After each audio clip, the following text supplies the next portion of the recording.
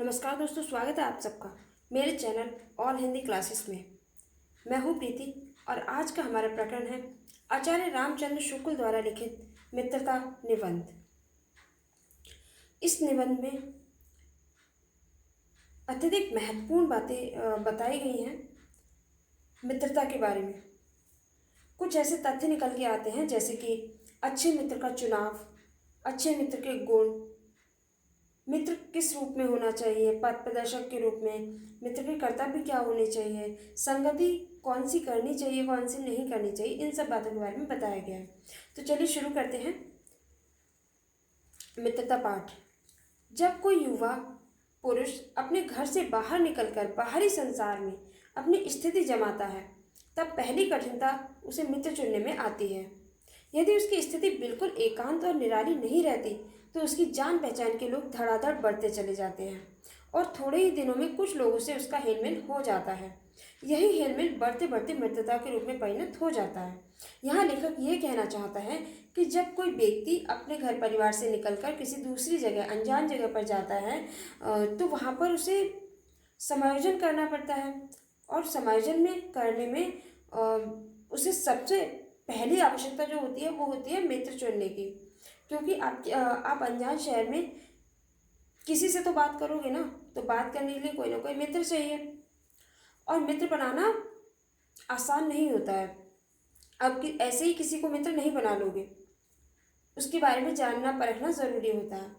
यदि कोई व्यक्ति एकांत प्रिय है, एकांत प्रिय मतलब अकेले में रहने वाला व्यक्ति है, तो उसके लिए मित्रता करना बहुत मुश्किल होता है क्योंकि वो सामने से जाके लोगों से बात नहीं कर पाता। और यदि कोई व्यक्ति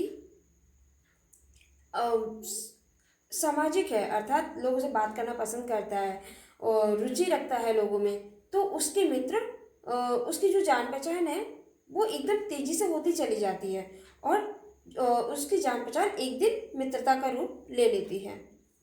मित्रों के चुनाव की उपयुक्तता पर उसके जीवन की सफलता निर्भर हो जाती है क्योंकि संगति का गुप्त प्रभाव हमारे आचरण पर बड़ा भारी पड़ता है।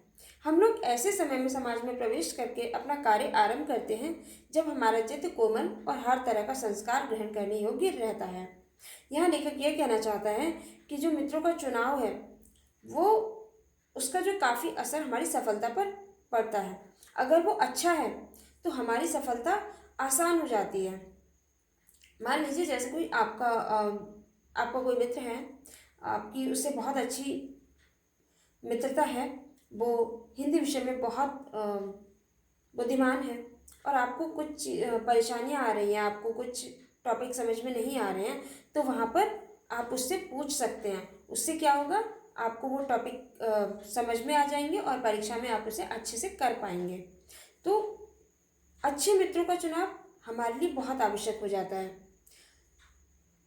और रहा सवाल संगति का, तो संगति, अगर आप किसी बुरे इंसान की संगति कर रहे हो या अच्छे इंसान की संगति कर रहे हो तो उनका जो प्रभाव है वो धीरे धीरे पता चलता है, एकदम से पता नहीं चलता और हमारे व्यवहार में वो दिखने लग जाता है। अगर हम बुरे लोगों के साथ रह रहे हैं तो उसकी बुरी प्रवृत्ति धीरे धीरे हमारे ऊपर आती चली जाएंगी और अगर किसी अच्छे इंसान के साथ है तो उसके अच्छे गुण धीरे धीरे हमारे ऊपर आते चले जाएंगे और हम उन्हें अप्लाई करना शुरू कर देंगे अपने व्यवहारिक जीवन में।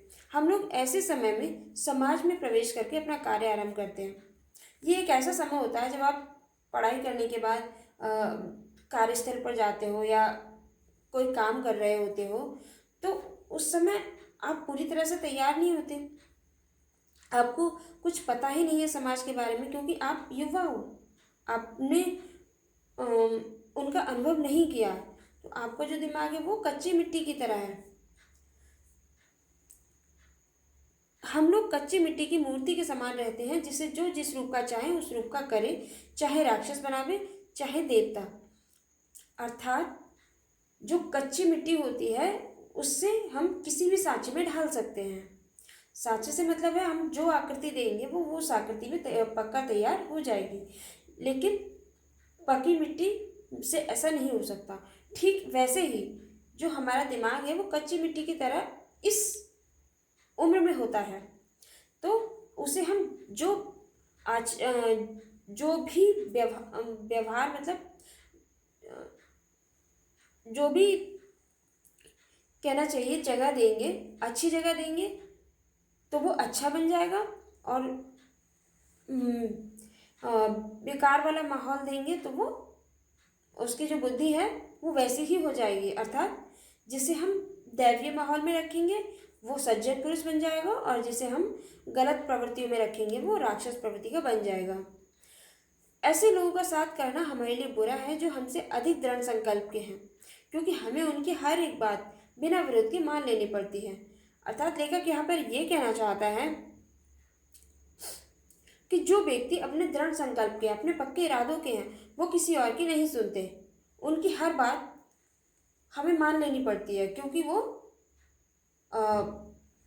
हम उनका विरोध नहीं कर पाते हैं, वो करने ही नहीं देते हैं। और ऐसे लोग जो हमारी ही बात को ऊपर रखते हैं, मतलब जो अपने विचार रखते ही नहीं हैं, जो अपने बारे में अपनी बात कुछ बोलते ही नहीं हैं, जो हमने कह दिया बस उसी को मान लेते हैं, तो वो भी ठीक नहीं रहता। दोनों ही स्थितियाँ गलत हैं। मतलब इन दोनों ही परिस्थितियों में जो व्यक्ति अपने विवेक से काम लेता है, अपनी बुद्धि से काम लेता है, वही सफल हो पाता है। कितने आश्चर्य की बात है कि लोग एक घोड़ा लेते हैं तो उसके गुण दोष कितना परख कर लेते हैं, पर किसी को मित्र बनाने में उसके पूर्व आचरण और प्रकृति आदि का भी कुछ विचार और अनुसंधान नहीं करते। वे उसमें सब बातें अच्छी ही अच्छी मानकर अपना पूरा विश्वास जमा देते हैं। ये वाकई सही बात है, क्योंकि हम कुछ भी खरीदने जाते हैं, घोड़ा हो या कोई और वस्तु हो, तो हम उसके गुण दोष देखते हैं। मान लेते हैं हम बाजार गए और हमने कोई कपड़ा खरीदा, तो हम उसकी बहुत सारी चीज़ों की जांच करते हैं कि ये टिकाऊ है या नहीं, हमारे ऊपर अच्छा लगेगा या नहीं, इसका जो रंग है वो अच्छा है या नहीं, ये खराब तो नहीं होगा जल्दी, कपड़े की बुनाई कैसी है, ये सारी चीज़ें हम चेक करते हैं, उसके बाद ही हम उसे खरीदते हैं। लेकिन मित्रता करते वक्त हम ऐसा कुछ नहीं देखते। हम बस यही देखते हैं कि हंसमुख चेहरा हो, बातचीत अच्छे से कर लेता हो, और थोड़े चालाक हो या साहसी हो, और उसे हम चटपट अपना दोस्त बना लेते हैं तुरंत के तुरंत। हम ये नहीं सोचते कि मैत्री का उद्देश्य क्या है। एक प्राचीन विद्वान ने कहा है, विश्वास पात्र मित्र से बड़ी भारी रक्षा रहती है। जिसे ऐसा मित्र मिल जाए उसे समझना चाहिए कि खजाना मिल गया। विश्वास पात्र मित्र जीवन की एक औषध है। हमें अपने मित्रों से यह आशा रखनी चाहिए कि वे उत्तम संकल्पों में हमें दृढ़ करेंगे और दोषों और त्रुटियों से हमें बचाएंगे, हमारे सत्य, पवित्रता और मर्यादा के प्रेम को पुष्ट करेंगे। जब हम कुमार्ग पर पैर रखेंगे तब वे हमें सचेत करेंगे, जब हम हतोत्साहित होंगे तब वे हमें उत्साहित करेंगे। सारांश यह है कि वे हमें उत्तमता पूर्वक जीवन निर्वाह करने में हर तरह की सहायता देंगे। सच्ची मित्रता में उत्तम से उत्तम वैद्य किसी निपुणता और परख होती है, अच्छी से अच्छी माता का धैर्य और कोमलता होती है, और ऐसी ही मित्रता हर व्यक्ति को करनी चाहिए। कहने का मतलब यह है कि विश्वास पात्र अर्थात जिस पर हम विश्वास कर सकें और जिसका विश्वास सही हो, हमें वैसा ही मित्र बनाना चाहिए। उससे हमें बहुत सारे लाभ मिलते हैं। कैसे लाभ मिलते हैं? जो ऐसा मित्र होता है जो विश्वास के लायक होता है, वो क्या करता है, हमारी जो त्रुटियां हैं, हमारी जो गलतियां हैं, उनको हमें बताता है। एक औषधि की तरह हमारे दोषों को दूर करने की कोशिश करता है, हमें सच्चाई के मार्ग पर चलने को कहता है, और जो कुमार्ग हैं, जो दूसरे बुरे मार्ग हैं, उनसे दूर करता है। हमेशा सचेत करता है अपनी आने वाली समस्याओं से लड़ने के लिए, और वो कभी भी हमें हतोत्साहित नहीं करता, मतलब हमेशा प्रोत्साहित करता रहता है, प्रेरित करता रहता है अपनी सफलता के लिए तैयार करने को, ताकि हम अपनी सफलता प्राप्त कर सकें। अपना जो भी हम काम कर रहे हैं उसमें हमें सफलता प्राप्त हो। तो ऐसा जो दोस्त जिससे मिल जाए उसे मान लेना चाहिए कि उसे खजाना मिल गया, क्योंकि खजाना कीमती होता है, तो इसीलिए खजाने से एक अच्छे दोस्त की तुलना की गई है। छात्रावास में तो मित्रता की धुन सवार रहती है, मित्रता हृदय से उमड़ पड़ती है। पीछे की जो स्नेह बंधन होते हैं उसमें ना तो उमंग रहती है ना इतनी खिन्नता। बाल मैत्री में जो मग्न करने वाला आनंद होता है, जो हृदय को बेचने वाली ईर्ष्या और खिन्नता होती है, वह और कहाँ। कैसी मधुरता और कैसी अनुरक्ति होती है। गाँव निकलते हैं, वर्तमान कैसा आनंद में दिखाई पड़ता है, भविष्य के संबंध में कैसी लुभाने वाली कल्पनाएं मन में रहती हैं। अर्थात जो छात्रावास में तो हम ऐसा करते हैं ना कि बहुत सारे दोस्त एकदम से बनाते चले जाते हैं, क्योंकि हमारे लिए वो नई जगह होती है। अपने अपने परिवार से तो हम दूर होते हैं, तो वहाँ पे बात करने के लिए भी कोई ना कोई चाहिए, खेलने के लिए भी चाहिए। तो क्या करते हैं बच्चे कि धड़ाधड़ दोस्त बनाते चले जाते हैं, उनके साथ खेलते हैं, उनके साथ बात करते हैं, आनंद से रहते हैं और बहुत सारी कल्पनाएं भी कर लेते हैं भविष्य की कि आगे हमें क्या क्या करना है। और उनके लड़ाई झगड़े ऐसे होते हैं कि पल में लड़ाई और पल पल में मानना मनाना।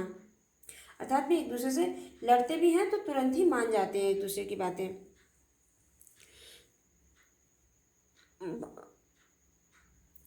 बचपन में जो हम दो चार बातें देखकर मित्रता कर लेते हैं, पर जीवन संग्राम में साथ देने वाले मित्रों में इनमें से कुछ अधिक बातें चाहिए। मित्र केवल उसे नहीं कहते जिसकी गुणों की तो हम प्रशंसा करें, पर जिससे हम स्नेह ना कर सकें।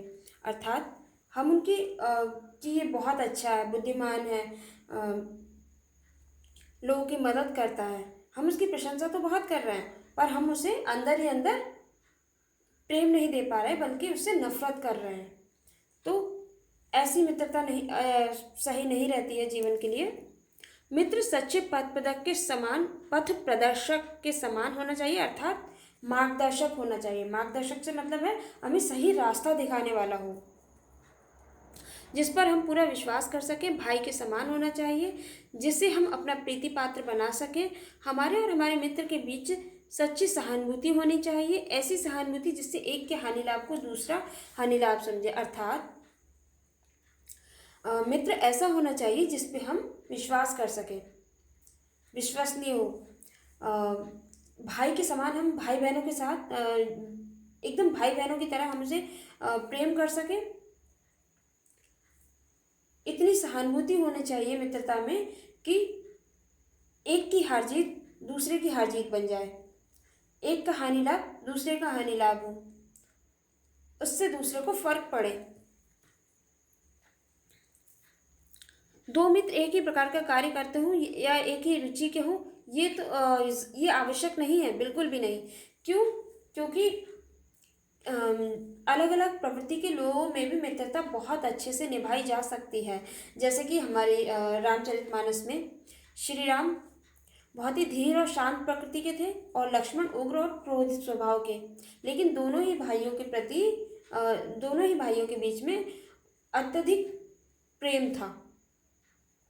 वैसे ही दूसरा उदाहरण हमारी महाभारत का है, कर्ण और दुर्योधन के स्वभाव का।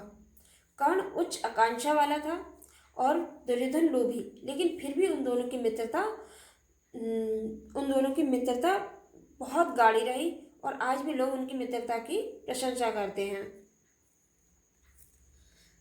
यह कोई बात नहीं है कि एक ही स्वभाव और रुचि के लोगों में ही मित्रता हो सकती है, ये ज़रूरी बिल्कुल नहीं है। समाज में विभिन्नता देखकर लोग एक दूसरे के प्रति आकर्षित होते हैं। जैसे कि जो निर्बल है वो बली का यानी ताकतवर इंसान से मित्रता करना चाहता है, जो चिंताशील व्यक्ति है वो प्रसन्न मन वाले से मित्रता करना चाहता है, और जो धैर्यवान है वो उत्साही व्यक्ति से। इसके उदाहरण भी हैं कि उच्च आकांक्षा वाला चंद्रगुप्त अपनी कूटनीति के लिए, अपनी रणनीति के लिए चाणक्य से उसने मित्रता की थी, और वो चाणक्य से ही जो कूटनीति बनवाता था, जो भी नीतियां हैं वो चाणक्य के द्वारा बनवाता था। अकबर और बीरबल की मित्रता भी ऐसी ही थी। मित्र के कर्तव्य के बारे में बात कर लेते हैं कि मित्र के कर्तव्य कैसे होने चाहिए। मित्र इस प्रकार का होना चाहिए जो हमें उच्च और महान कार्यों में सहायता दे, मतलब जो हम अच्छे कार्य कर रहे हैं उनमें हमारी सहायता करे, हमें उत्साहित करे, प्रोत्साहन दे, इतना प्रेरित करे कि हमारी शक्ति ना होते हुए हम अपनी शक्ति से ज़्यादा काम कर जाएं। अर्थात निज की सामर्थ्य से बाहर काम कर जाओ, मतलब हमारी शक्ति उतनी नहीं है लेकिन फिर भी सिर्फ प्रेरित होकर हमने उससे भी ज़्यादा काम कर दिया। इसमें हमें ऐसे ही मित्रों की खोज करनी चाहिए जिनमें हमसे अधिक आत्मबल हो। हमें उनका पल्ला उसी तरह पकड़े रहना चाहिए जिस तरह रामचरितमानस में सुग्रीव ने राम का पकड़ा था। सुग्रीव इतने बलवान नहीं थे लेकिन फिर भी राम के साथ राम का पल्ला पकड़ के उन्होंने, मतलब राम का साथ लेके अपने ताकतवर भाई बाली को हरा दिया। मित्र हो तो प्रतिष्ठित और शुद्ध हृदय के, मृदुल और पुरुषार्थी, शिष्ट और सत्यनिष्ठ, जिससे हम अपने को उनके भरोसे पर छोड़ सके और यह विश्वास कर सके कि उनसे हमें किसी भी प्रकार का कोई भी धोखा नहीं मिलेगा, मतलब वो हमें कभी भी धोखा नहीं देगा। जो बात आगे रामचंद्र शुक्ल जी लिखते हैं, जो बात ऊपर मित्रों के संबंध में कही गई है वही जान पहचान वालों के संबंध में भी ठीक है। जान पहचान के लोग ऐसे हों जिनसे हम कुछ लाभ उठा सकते हो, जो हमारे जीवन को उत्तम और आनंदमय करने में उत्तम करने में कुछ सहायता दे सकते हो, यद्यपि उतनी नहीं जितनी गहरे मित्र दे सकते हैं। मतलब कहने का मतलब यह है कि मित्र की तरह ही हमारे जान पहचान के लोग भी होने चाहिए जो हमारी मदद कर सकें, वक्त आने पर हमें कुछ लाभ दे सके। मनुष्य का जीवन थोड़ा है, उसमें खोने के लिए समय नहीं है। यदि काका और गा हमारे लिए नहीं कर सकते तो ना कोई बुद्धिमानी या विनोद की बातचीत कर सकते हैं, तो अच्छी बात है कि वो हमसे दूर ही रहें, क्योंकि जो हमारे काम नहीं आ सकते उन्हें ईश्वर हमसे दूर ही रखे, ऐसा लेखक कहना चाहता है। क्योंकि दोस्तों की भीड़ इकट्ठी नहीं करनी है, ऐसे दोस्त नहीं बनाने जो हमारे किसी काम ही ना आ सके, तो उनके इकट्ठे करने से क्या फ़ायदा। ऐसे दोस्त जो थिएटर देखने जाएं, नाच रंग में जाएं, सैर सपाटे में जाएं, भोजन पर नियंत्रण पर जाएं, लेकिन और हमारी कोई मदद ना करें, तो ऐसे दोस्तों से दूरी ही अच्छी है। क्योंकि उनसे अगर हमें कोई हानि नहीं हो रही है तो हमें उनसे कोई लाभ भी नहीं होगा, क्योंकि वो हमारे किसी काम नहीं आने वाले हैं।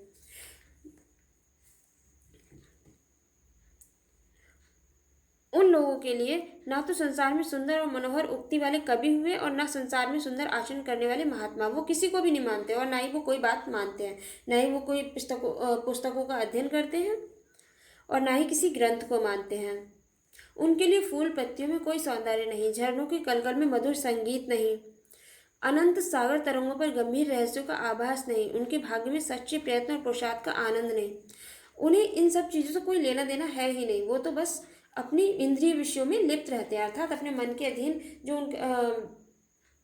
बुरी संगतियों में पड़े रहते हैं।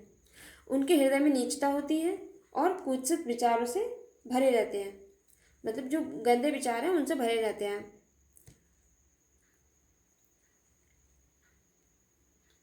ऐसे प्राणियों का नाश बहुत ही जल्दी होता है, इसलिए ऐसे प्राणियों का साथ नहीं करना चाहिए। इसका एक उदाहरण रामचंद्र शुक्ल जी ने दिया है। मकदूनिया का बादशाह डेमेट्रियस कभी कभी राज्य का सब काम छोड़ अपने ही मेल के 10-5 साथियों को लेकर विषय वासना में लिप्त रहा करता था। जो डेमेट्रियस था वो अपने 10-5 साथियों के साथ विषय वासना, मतलब गंदे जो व्यर्थ के काम होते हैं, आलस वाले, वो सब वो करता रहता था, इधर उधर घूमना।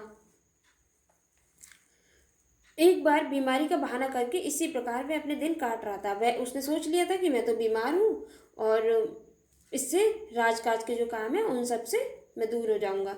इसी बीच उसके पिता उससे मिलने आए। जब ऐसी स्थिति हो गई, उन्हें पता चला कि उसको ज्वर हो गया है, तो वो उससे मिलने आए और उसने एक हंसमुख जवान को कोठरी से बाहर निकलते देखा, मतलब अपने बेटे के पास से जाते हुए एक दूसरे हंसमुख जवान को देखा। जब पिता कोठरी के भीतर पहुंचे तब डेमेट्रियस ने कहा, ज्वर ने मुझे अभी छोड़ा है। और पिता ने कहा, हाँ ठीक है, वह दरवाजे पर मुझे मिला था। अर्थात जो उसके पिता थे वो समझ गए थे कि इसको जो ज्वर नहीं है बल्कि इसके दोस्तों की वजह से ये दशा हो रखी है। इसलिए उन्होंने कहा कि हाँ, जो ज्वर जिसने तुम्हें अभी छोड़ा है वही मुझे दरवाजे पर मिला था। इस पैराग्राफ में बस कुसंगति ही दिखाई देती है। कुसंग का ज्वर सबसे भयानक होता है। यह केवल नीति और सद्वृत्ति का ही नाश नहीं करता, बल्कि बुद्धि का भी क्षय करता है। किसी युवा पुरुष की संगति यदि बुरी होगी तो वह उसके पैरों में बंधी चक्की के समान होगी, जो उसे दिन दिन अवनति के गड्ढे में गिराती जाएगी। अर्थात जो रामचंद्र शुक्ल जी हैं वो ये कहना चाहते हैं, जो कुसंगति है यानी बुरे लोगों की संगति है, वो बहुत ही भयानक होती है। वो क्या करती है, जो हमारी नीति है, जो हमारे अच्छे विचार हैं, जो हमारी अच्छी आदतें हैं, उन सब का नाश कर देती है और धीरे धीरे हमारी बुद्धि को भी बुद्धि की जो सृजनात्मकता है उसको समाप्त करती चली जाती है। जो सोचने समझने की शक्ति है, सोचने समझने की शक्ति है, उसका नाश कर देती है। और फिर क्या होता है कि जो युवा पुरुष है, जो युवा है, वो इस संगति में पड़ जाता है और फिर धीरे धीरे उसे अवनति के गड्ढे में गिराती चली जाती है कुसंगति। लेकिन अगर वही अच्छी सत्संगति मिल जाए, यानी अच्छी संगति किसी को मिल जाए, तो वो सहारा देकर उसे उन्नति की ओर उठाती चली जाती है, क्योंकि वो उसे हर पल पल प्रोत्साहित करती है, प्रेरित करती है। इससे व्यक्ति अपनी मंजिल के और पास चला जाता है और उसे एक दिन सफलता मिल जाती है। आगे रामचंद्र शुक्ल जी कहते हैं, इंग्लैंड के एक विद्वान को युवावस्था में राज दरबार में जगह नहीं मिली। इस पर जिंदगी भर वह अपने भाग्य को सराहता रहा मतलब प्रशंसा करता रहा अपने भाग्य की, कि अच्छा हुआ मुझे राज दरबार में जगह नहीं मिली। क्यों वह अपने भाग्य को सराहता रहा? क्योंकि बहुत से लोग इसे अपना बड़ा दुर्भाग्य समझते, पर वह अच्छी तरह जानता था कि वह बुरे लोगों की संगति में पड़ जाता। क्योंकि वो जानता था कि लोग तो इसे दुर्भाग्य समझते हैं, बट मेरे लिए ये अच्छी बात है कि मैं वहाँ नहीं गया, क्योंकि राज दरबार में हर तरीके का व्यक्ति होता है और वो बुरी बातें भी करते हैं जो कान में पड़ती है, और धीरे धीरे उनका असर होना शुरू हो जाता है, और उससे जो व्यक्ति की पवित्रता है, जो व्यक्ति की सत्य निष्ठा है, वो सब धीरे धीरे खत्म हो जाती है। क्योंकि ये प्रमाणित है कि जो बुरी चीज़ें होती हैं, जो बुरी आदतें होती हैं, वो हमें बहुत जल्दी आकर्षित करती हैं, क्योंकि हम उनमें पढ़ते चले जाते हैं। एक बार एक मित्र ने मुझसे कहा कि उसने लड़कपन में कहीं से एक बुरी कहावत सुन पाई थी, जिसका ध्यान में लाख चेष्टा करता कि ना आए, पर बार बार आता। क्यों आता? क्योंकि जो बुरी चीज़ें वो दिमाग से निकलती नहीं है जल्दी। जिन भावनाओं को हम दूर रखना चाहते हैं, जिन बातों को हम याद करना नहीं चाहते, वे बार बार हृदय में उठती हैं और वेधती हैं। इसलिए ऐसे लोगों को कभी भी साथी मत बनाओ जो अश्लील, अपवित्र और फूहड़ बातों से तुम्हें हंसाना चाहते हैं, इनमें अश्लील, अपवित्र और फूहड़ बातों में तुम्हें लगाना चाहते हैं। ऐसे लोगों को कभी भी दोस्त नहीं बनाना चाहिए, क्योंकि इससे हमारे चरित्र बल का नाश होता है। ये ठीक वैसे ही है, जब कोई व्यक्ति एक बार किचन में पैर डाल देता है तो फिर वह यह नहीं देखता कि उसका पैर कब, कहाँ, कैसी जगह पर रख रहा है दोबारा में। धीरे धीरे उन बुरी बातों में अभ्यस्त होते होते तुम्हारी घृणा कम होती जाएगी। मतलब पहले तो हमें शुरुआत में लगता है कि नहीं, ये थोड़ी सी तो बात है, थोड़ी देर की बात है, कोई बात नहीं, आगे हम ठीक हो जाएंगे या इससे हम निकल जाएंगे, ये जो बुरी आदतें हैं इन्हें हम छोड़ देंगे। लेकिन धीरे धीरे वो हमारी आदत बन जाती है और हमें उन्हें बिल्कुल नहीं छोड़ पाते, वो हमें जकड़ लेती हैं। और फिर उनके प्रति जो घृणा हमें थी शुरुआत में कि नहीं इसे ख़त्म करना है, वो भी नहीं होती, वो कम नहीं होती, और फिर तुम्हें उससे चिढ़ भी नहीं होगी, क्योंकि तुम यह सोचने लगोगे कि चिढ़ने की बात ही क्या है। भले बुरे की पहचान धीरे धीरे खत्म हो जाती है और फिर हम बुराई के भक्त बन जाते हैं। अतः हृदय को उज्जवल और निष्कलंक रखने का सबसे अच्छा उपाय यही है कि बुरी संगत की छूत से बचो। यही पुरानी कहावत है, और इसीलिए रामचंद्र शुक्ल ने कहा है, काजल की कोठरी में कैसो ही सयानु जाए, एक लीक काजल की लागी है पे लागी है। इसमें कुसंगति के बारे में यही सब बताया गया है। और इस पाठ में दो ही शब्द थे जो बहुत महत्वपूर्ण है, मित्रता और कुसंगति। अगर इसमें से कोई भी पैराग्राफ आता है तो आप उसे पढ़कर समझ जाएंगे कि ये मित्रता वाले पार्ट से आया है, क्योंकि इसमें दो ही तरह के पैराग्राफ हैं, कुछ संगति से संबंधित और मित्रता से संबंधित।